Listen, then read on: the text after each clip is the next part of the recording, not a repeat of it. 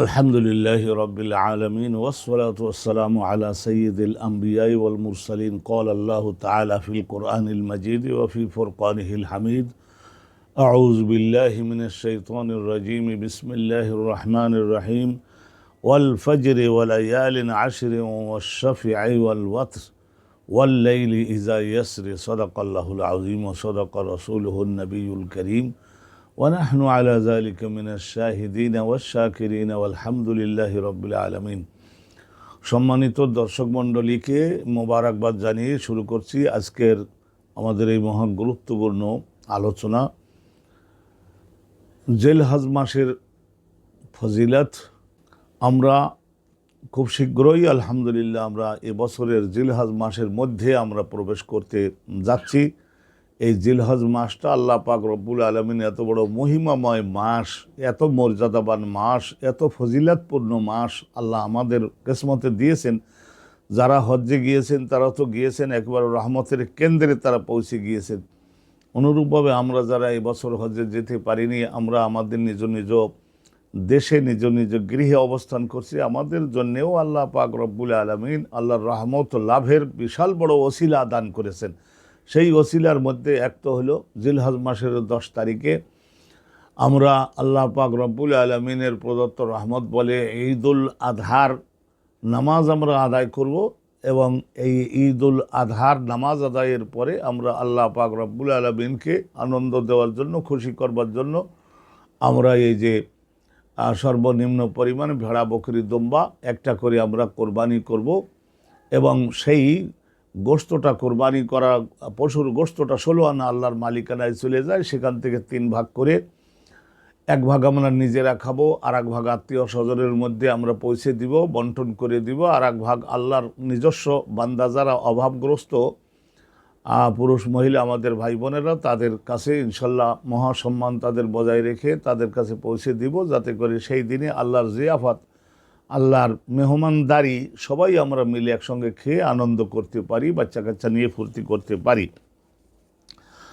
তো এই জিলহজ মাসের প্রথম 10টা দিন আর এর সঙ্গে আইয়ামুত তাশরিকের যে 13 তারিখ পর্যন্ত, 10, 11, 12, 13 এই পরবর্তী আরও 3 দিন, এই 13টা দিনের মহা ফজিলত আল্লাহ পাক রব্বুল আলামিন কুরআনুল কারীমে বর্ণনা করেছেন। ওয়াল ফাজরে ওয়া লায়ালিন আশর, আল্লাহ রাব্বুল আলামিন বলছেন যে প্রত্যেকটা দিনের ফজর অর্থ যখন পূর্ব আকাশে শোভে সাদেকের উদয় হয় এবং জগতের সমস্ত ইমানদারগণ নিজেদের মহা আরামের নিদ্রা বর্জন করে সে মহাপবিত্র হয়ে আল্লাহর ইবাদতে, আল্লাহর গুণগানে যুক্ত হন, এবং দিনের বেলায় এই সৃষ্টি জগতের ব্যবস্থাপনা করবার জন্য একদল ফেরেশতা অবতীর্ণ হন, আর রাতে যারা ব্যবস্থাপনার দায়িত্ব পালন করেছেন, রাতে এই মানব জাতি, জিন জাতির কর্মের সর্বোচ্চ বিবরণ এইগুলি নিয়ে আল্লাহর কাছে রওনা দেন। এই 2 দল ফেরেশতার, এক দলের আগমন আর এক দলের সাক্ষাতের এই যে সময়টা, এই ফজর, ওয়াল ফজরে ওয়া লায়ালিন আশরে, আর আল্লাহ রাব্বুল আলামিন বলছেন যে জিলহজ মাসের প্রথম 10টা রাত, এই প্রথম 10টা রাত আর এরই সঙ্গে সঙ্গে প্রথম 10টা দিনও, এটাও হাদিসে বর্ণিত হয়েছে। শুধু মনে করবেন না যে জিলহজ মাসের প্রথম 10টা রাতের মহামর্যাদা আল্লাহ দিয়েছেন আর দিনকে মাহরুম করেছেন, তা না। রাসূলুল্লাহ এই প্রত্যেকটা দিনের যে কি ফজিলাত হবে সে সম্পর্কে আল্লাহর নবী তিনি ব্যাখ্যা দিয়েছেন। ওয়াশফা'i ওয়াল ওয়াতরি, আর আল্লাহ বলেছেন যে শাফাউন অর্থ হলো জোড়ায় জোড়ায় সৃষ্টি, আল্লাহর যত সৃষ্টি সবাই জোড়ায় জোড়ায় সৃষ্টি, আর ওয়াল ওয়াতরে, আর আল্লাহ নিজেকে রেখেছেন শুধু কেবল বেজোড়। তো আল্লাহ পাক রব্বুল আলামিন আমাদের রহমত করুন। এই জিলহজ মাসের মধ্যে আমরা প্রবেশ করতে যাচ্ছি, নিকটবর্তী আমরা হয়ে গেছি। আল্লাহ রব্বুল আলামিন আমাদেরকে জিলহজ মাসের, এবছরের জিলহজ মাসের প্রথম 10টা দিন আর পরবর্তীতে এই 11, 12, 13 এই 3টা দিনের নেক আমলগুলি যারা হজ্জে গেছি বা দেশে আসি, আমরা সকলেই যাতে মনোযোগ দিয়ে দিনের বেলায়, রাতের বেলায় আল্লাহর ইবাদতগুলো সুন্দরভাবে সম্পাদন করে আমরা যাতে রহমতের যোগ্য হওয়ার সাধনায় সফল হতে পারি। আল্লাহ পাক রব্বুল আলামিন আমাদের কিসমতে এই রহমতটা মঞ্জুর করুন। সম্মানিত দর্শক, আপনাদের উদ্দেশ্যে আমি হযরত আব্দুল্লাহ ইবনে আব্বাস থেকে বর্ণিত একখানি হাদিস প্রথমে উল্লেখ করে নিচ্ছি। রাসূলুল্লাহ বলেছেন যে মা মিন আইয়ামিন আল আমালু সালিহু আহাব্বু ইলাল্লাহি ফিহিন্না মিন হাযিহিল আইয়াম।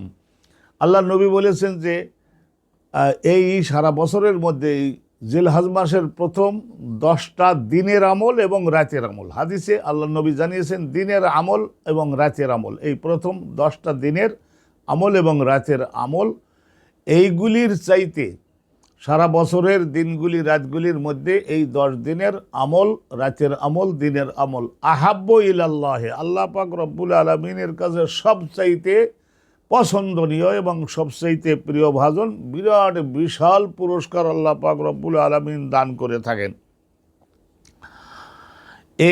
এই হাদিসের ব্যাখ্যায় অবশ্যই বলা হয়েছে, কারণ ইয়াউমে আরাফাহ জিলহজ মাসের 9 তারিখে আমরা সকলে জেনেছি হজ্জের আলোচনা থেকে যে পৃথিবীর এবছরের জন্য বাছাইকৃত সমস্ত আল্লাহর পছন্দের বান্দাগণ 9ই জিলহজ তারা সকলে আরাফার মাঠে উপস্থিত হবেন। আর দ্বিতীয়ত 10 তারিখ, 11 তারিখ, 12 তারিখ এই 3টি তারিখের মধ্যে আল্লাহ রাব্বুল আলামিন দিনের বেলায় রসুলের মাধ্যমে আইন দিয়েছেন যে গোটা পৃথিবীর যারা হজে আসছেন তারা তো আসেনি, আর গোটা পৃথিবীর সকল অঞ্চলের তৌফিকবান মুসলমানগণ তারা সকলে কি করবেন, তারা সকলে কোরবানি দিবেন এবং সেই গোশত আল্লাহর পছন্দের বান্দাগণের মধ্যে বিতরণ করবেন। তো এই যে 2টা আমল, এবং যারা কোরবানি দিতে পারবেন না তারা সহ যারা সারা পৃথিবীর মধ্যে সকলে রোজা রাখবেন এবং জিকির আজকারে আত্মনিয়োগ করবেন। তো এই সব কারণে আল্লাহ পাক রব্বুল আলামিন এই জিলহজ মাসের প্রথম 10টা দিন, 10টা রাত, আর এই যে আইয়ামে তাশরিক 11, 12, 13, এই 13 দিন মোট এখানে হাদিস থেকে, কোরআন থেকে আমরা জানতে পারলাম। তো এই ইবাদতগুলির কারণে, ইবাদত যত মানুষ বান্দা বাড়াতে পারবে ততই আল্লাহর রহমত অঝর ধারায় সৃষ্টিকুলের প্রতি আল্লাহর পক্ষ থেকে আসতে থাকে। আল্লাহ পাক রব্বুল আলামিন যারা হজ্জে গিয়েছেন তাদের জন্য তারা তো হজ করবেন, আর আমরা যারা দেশে থাকলাম আমাদেরকেও মনোযোগ দিতেও, আমাদেরকেও রহমত কামাই করবার জন্য আল্লাহ সুন্দর ব্যবস্থা করে রেখেছেন। দেখুন এই রাসূলুল্লাহ সাল্লাল্লাহু আলাইহি সাল্লাম আরও বলেছেন ইয়া আদিলু সিয়ামা কুল্লি ইয়াউমিন বে সিয়ামে সানাহ ওয়া কিয়ামু কুল্লি লাইলাতিন মিনহা বে কিয়ামে লাইলাতুল কদর। হযরতে ইমাম তিরমিজি রহমাতুল্লাহি আলাইহি জামে তিরমিজি, সুনানে তিরমিজির মধ্যে তিনি এই হাদিসখানা বর্ণনা করেছেন যে এই জিলহজ মাসের প্রথম 10টা দিন, জিলহজ মাসের এই যে প্রথম 10টা দিনে যারা দেশে আছেন, যারা হজ্জে গেছেন তারা অত বেশি রোজা রেখে তারা সকলে যে দুর্বল হয়ে গেলে হজ্জের আমল সমূহ করতে বিঘ্ন হবে, সেই জন্যই কথাটা একটু ব্যাখ্যা দিলাম। দেশে আমরা যারা আছি এই জিলহজ মাসের প্রথম 10 দিনের মধ্যে 9 তারিখ পর্যন্ত, 1 থেকে 9, এই 9টা রোজা যদি কেউ দিনের বেলায় রোজা রাখতে পারেন, যদি পারি, তাহলে প্রত্যেক দিনের এই রোজার পুরস্কার স্বরূপ আল্লাহ রাব্বুল আলামিন এই যুগের উম্মতকে তরিয়ে নেওয়ার জন্য, পার করে নেওয়ার জন্য এই পুরস্কার মঞ্জুর করেছেন যে 1 বছর রোজা রাখার সওয়াব আল্লাহ তার আমল নামায় মঞ্জুর করেন। আমরা সকলেই আলহামদুলিল্লাহ এই 9টা রোজার মধ্যে যতটুকু আল্লাহ শাস্তে কোলায় সুযোগ সুবিধা দেন আমরা সকলে আমল করবার চেষ্টা করব। আর রাতের বেলায় এই যে প্রথম জিলহজ মাসের প্রথম যে 10টা রাত, এই 10টা রাতের ইবাদত, ফরজগুলি তো আছেই, নফল ইবাদত এমনভাবে দান সদকা আমাদের বাড়াতে হবে।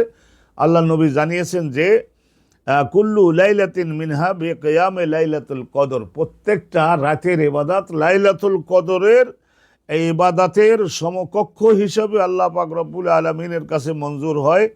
আল্লাহ তাআলা আমাদেরকে শিক্ষা দিয়েছেন ফামিনান নাসি মান ইয়াকুলু রব্বানা আতিনা ফিদ দুনিয়া হাসানা ফিল আখিরাতি হাসানা ওয়া কিনা আযাবান নার। আমরা বেশি বেশি করে হাদিসে যে সমস্ত দোয়া এই জিলহজ মাসের প্রথম 10 দিনে পড়বার জন্য হাদিসের দলিল দ্বারা আমরা সাব্যস্ত পাবো, আল্লাহ নবী সাহাবাগণ শিক্ষা দিয়েছেন, ওই দোয়াগুলিও আমরা বেশি বেশি পরিমাণে পড়ব। আর আরেকটা বিষয় আপনাদের জন্য না বললেও না, যারা এবছর কোরবানি দিবেন তারা এই জিলহজ মাসের চাঁদের উদয়ের আগেই তারা নিজেরা হাত পায়ের নখ কেটে আগেই পরিষ্কার হয়ে নেবেন।